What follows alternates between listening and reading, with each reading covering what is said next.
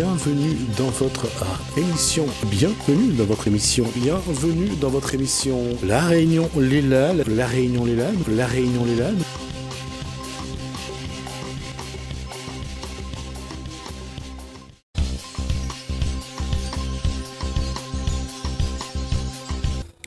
Ces 3 reportages que nous vous avons proposés depuis mercredi dernier, vous pouvez donc les retrouver sur YouTube ou sur le site mediaoui.fr. En tout cas, c'est l'occasion de voir une tradition malgache à La Réunion, une tradition qu'on ne voit malheureusement pas souvent, ce qui est dommage, parce que ça fait partie de la construction de l'identité réunionnaise, et ça serait bien qu'on ait plus d'occasions d'en voir. En tout cas, on essaiera d'en faire d'autres, et de montrer un petit peu quelle est notre part d'afro-malgache, en tout cas, voir à quel point le Réunionnais peut être fier de l'apport de Madagascar dans ce qu'il est.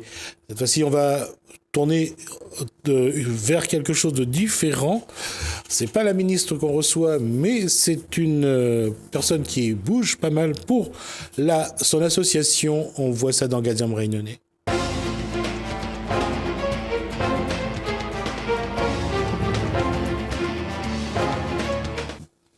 Chiapa Catherine, bonsoir.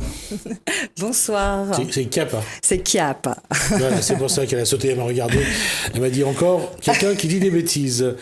Bonsoir Catherine Kiapa, bonsoir Shakila Issouf. Donc Catherine Kiapa, c'est votre invitée. Oui, tout à fait.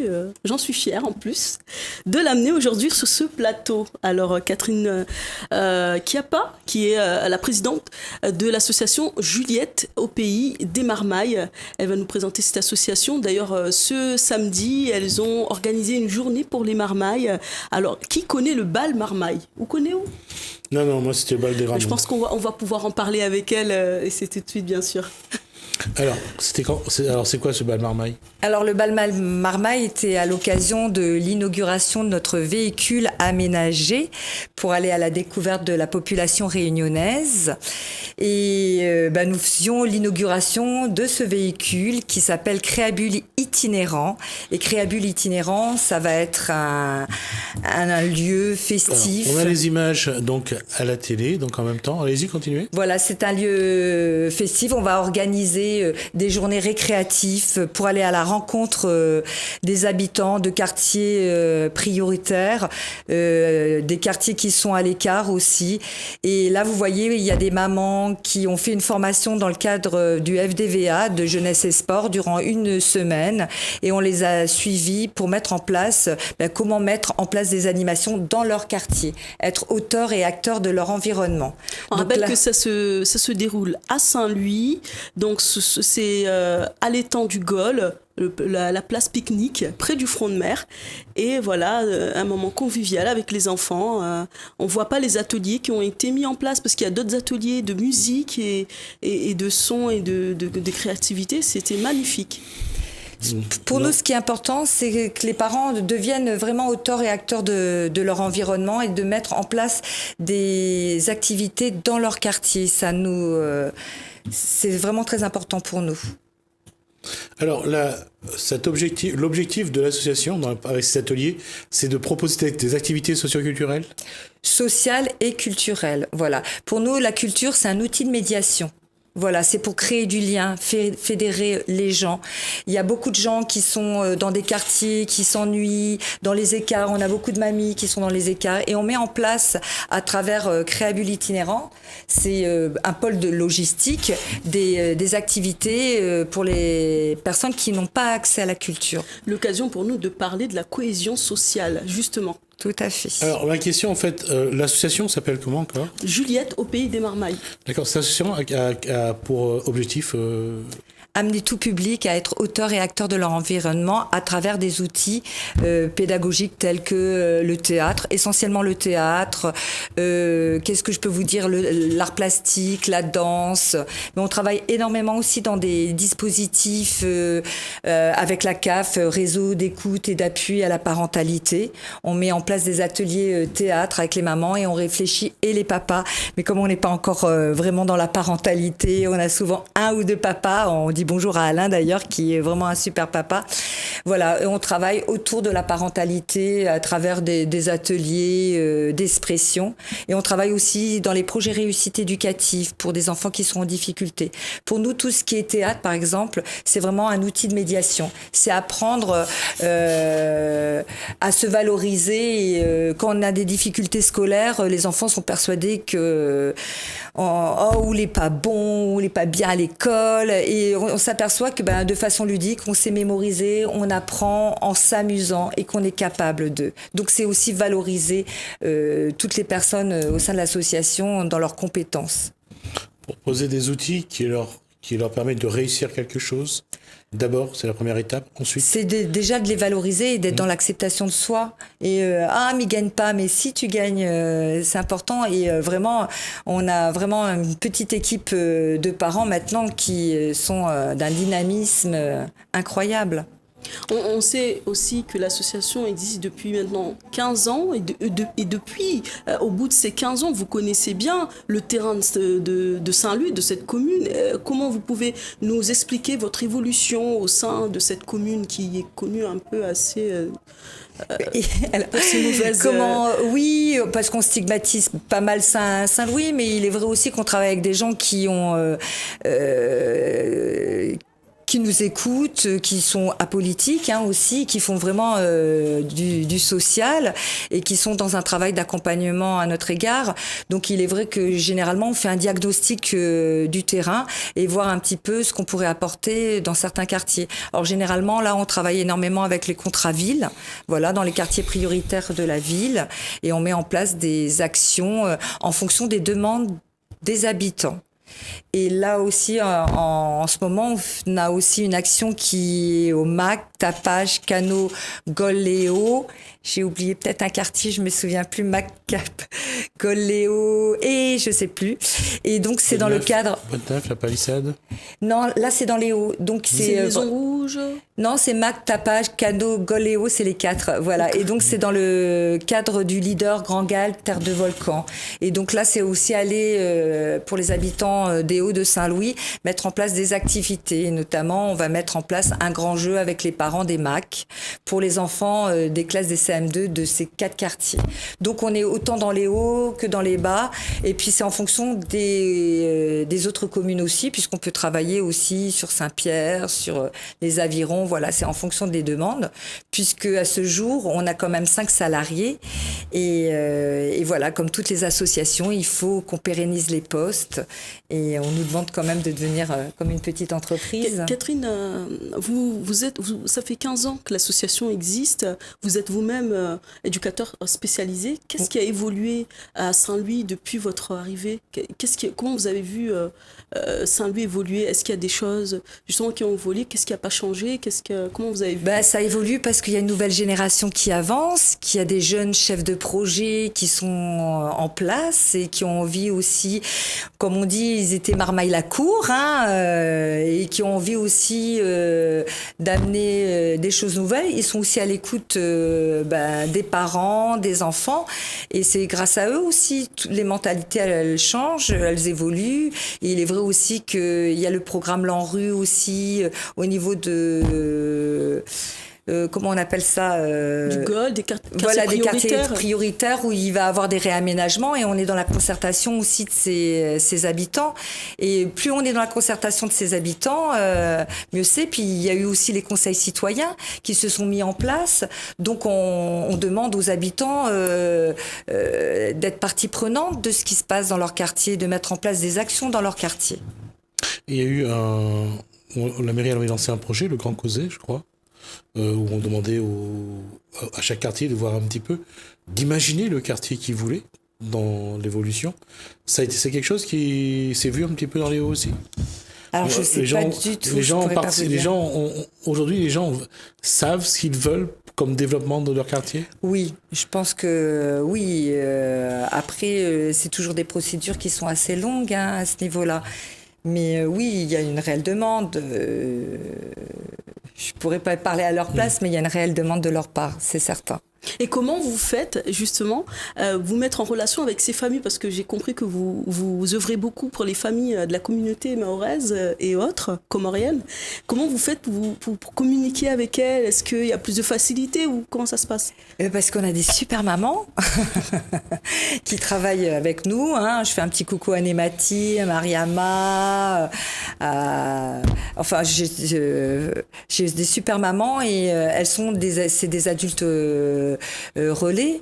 Et elles sont là, Sophie, Françoise, Zalifata, Christine, je les nomme parce qu'elles ont fait une formation avec nous et vraiment elles ont envie que ça bouge et c'est elles les personnes ressources au sein de leur quartier. Vous proposez apparemment dans la semaine des formations, des ateliers pour les parents? Oui, alors. Pouvez-nous parler de ces ateliers? Donc le jeudi matin sur Saint-Louis, il y a un atelier théâtre d'expression. Hein, c'est ouvert à tous, c'est gratuit puisque c'est subventionné par la CAF. Et c'est des ateliers d'expression. C'est avant tout apprendre à se connaître, à se faire plaisir. Et au fur et à mesure que les relations se tissent, on voit si on peut pas monter des petites pièces qu'on va mettre en place dans les écoles. Voilà, c'est un travail de groupe. En termes de partenariat, quelle est la part de la mairie? Est-ce que la mairie vous accompagne? Vous avez des subventions? Comment ça se passe? Alors, la mairie, depuis 2 ans, commence à nous donner un coup de main grâce au fait qu'ils sont en quartier prioritaire dans le cadre des contrats villes. Et ça leur permet effectivement d'avoir une enveloppe budgétaire et de pouvoir nous donner un petit coup de pouce. Voilà, mais il faut avouer aussi que l'association, pour pouvoir vivre, génère quand même est obligée de générer de l'argent et donc on organise pendant les vacances scolaires des stages théâtre pour enfants. On organise aussi à Noël des spectacles pour enfants. On a 4 équipes qui tournent à Noël. On a des spectacles sur le patrimoine réunionnais. On fait aussi des bals longtemps. Des bals marmailles. Voilà, pour nous, c'est important aussi d'être multicarte. Voilà, on fait du social et on fait du culturel. Et on fait aussi de la formation de plus en plus. D'accord. Quel est justement l'objectif de l'association pour l'avenir? Qu'est-ce que vous espérez justement de ces 15 années déjà d'expérience, mais des années qui viennent? L'objectif de l'association, d'une, c'est de pérenniser les postes parce qu'on a embauché de plus en plus de Saint-Louisiennes et de Saint-Louisiens et on aimerait aussi avoir de plus en plus de parents avec nous qui puissent travailler épisodiquement ou régulièrement avec nous. Voilà, c'est surtout pérenniser les postes de tout le monde. Voilà. Et puis, avant tout, c'est faire du social et de se faire plaisir dans ce qu'on fait. Et je pense que c'est... Au départ, quand vous avez créé l'association, est-ce que vous aviez un objectif? Est-ce que vous avez une spécialité? Bon, en tant qu'éducateur spécialisé, je pense que vous travaillez dans le domaine de l'éducation populaire. Mais est-ce que vous avez des objectifs? Est-ce qu'aujourd'hui, vous les avez atteints et vous en êtes où?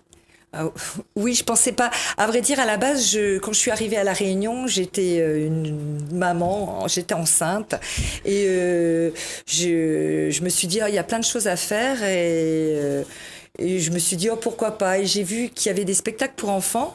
Et je trouvais pas que ça me plaisait, donc du coup on a commencé à créer des spectacles pour enfants, mais c'était du théâtre actif. On commençait à raconter une histoire et au fur et à mesure c'était les enfants qui venaient jouer avec nous.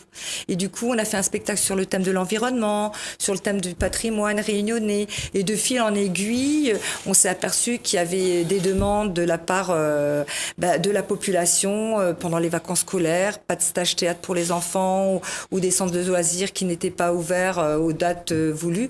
Et donc, de fil en aiguille, on ne pensait pas qu'on aurait eu cette réussite-là, à long terme. Vous arrivez à faire travailler ou à faire, quand on parle de cohésion sociale, d'ailleurs, c'est pour cela que je vous ai demandé de nous parler, justement pour vous, la définition de la cohésion sociale. Est-ce que vous arrivez à mettre ensemble, dans une seule action, les mamans comoriennes, mahoraises, créoles? Comment vous faites?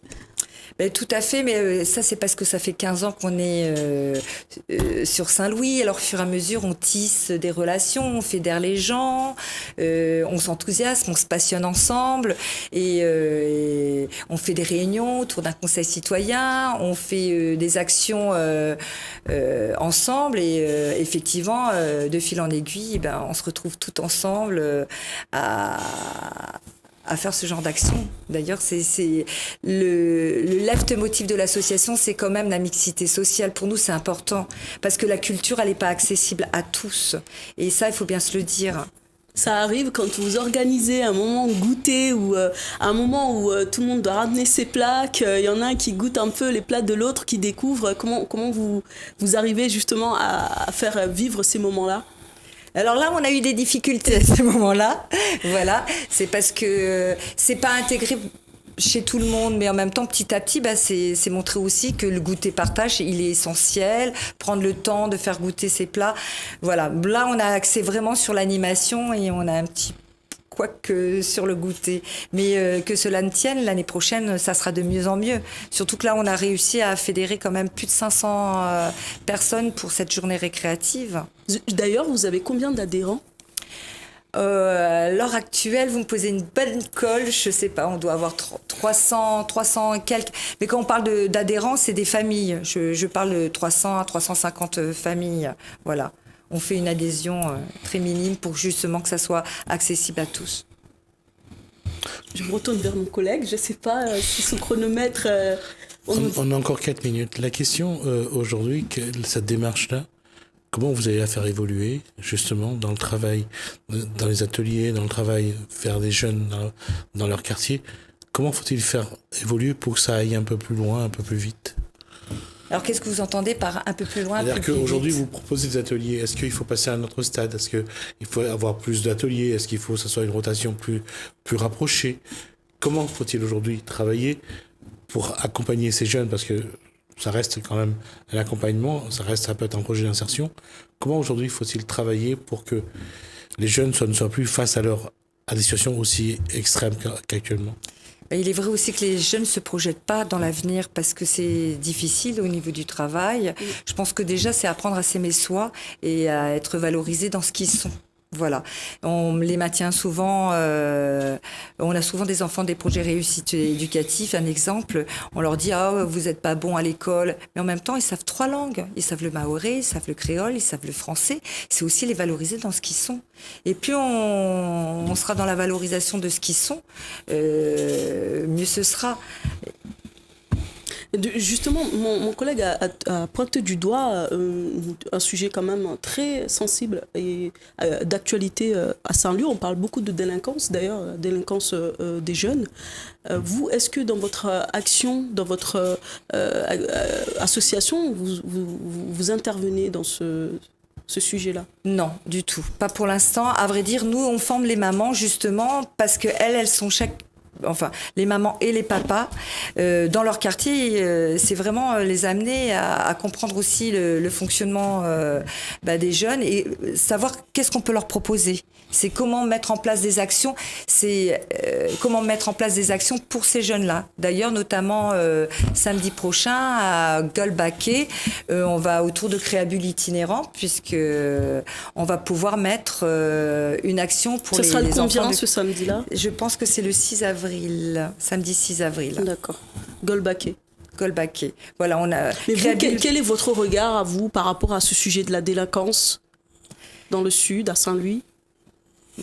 Moi, je trouve pas qu'il y en ait tant que ça de la délinquance. Il faut arrêter de stigmatiser Saint-Louis. Je pense que Saint-Louis, elle est pas si délinquante que ça, mais ça fait des années qu'on pointe et il y a plein de... La nouvelle génération, elle bouge.